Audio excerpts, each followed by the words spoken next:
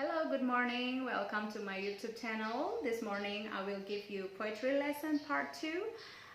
Today I will be explaining about the fission and voice and poetry and mindful poetry.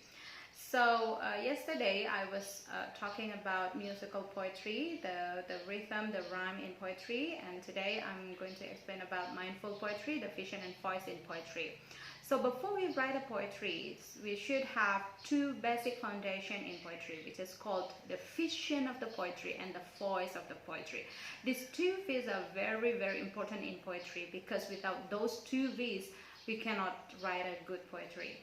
So the fission is the purpose of the poetry, why we should write a particular poetry, what it is that for.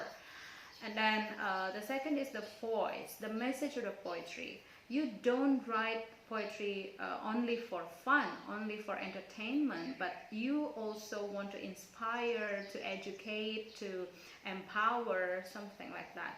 So poetry here is not only a tool to beautify the language or a tool to express only the beauty of the words, only to explore it, but it has a lot of implied meanings. It has a lot of metaphors. It has a lot of figurative languages that you can play with that to share the message that you want to share to the world.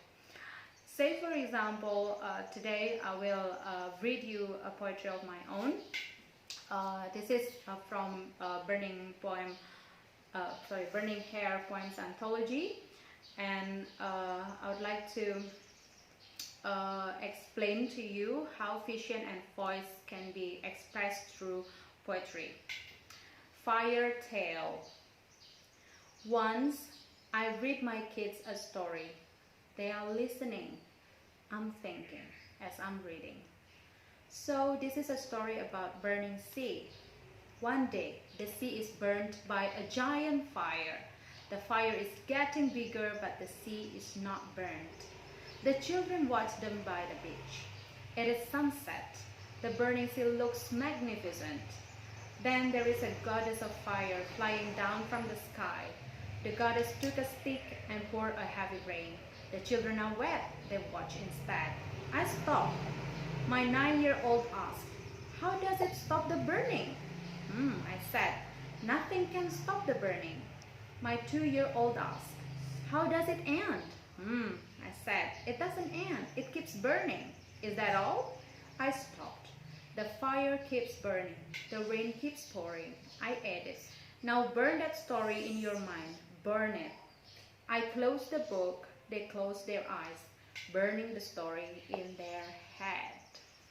So Fire Tale is about a mother who tells a tale to the kids. And the kids love it as it is about the burning sea.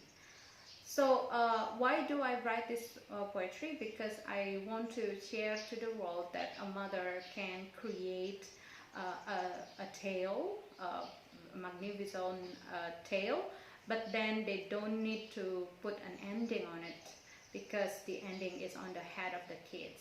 Something simple like that, but we can make a meaningful poetry out of it. So back to fission and voice in poetry. We don't write poetry because it's only for entertainment, but it has purpose. It has clear goal, what to achieve and how to achieve it. So then mindful poetry is something like a poetry which is made when you are in the state of mindful.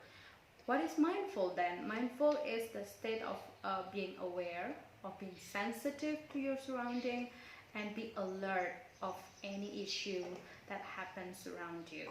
So if you write a mindful poetry, it is likely that it is not only valuable but also useful for your life. Thank you.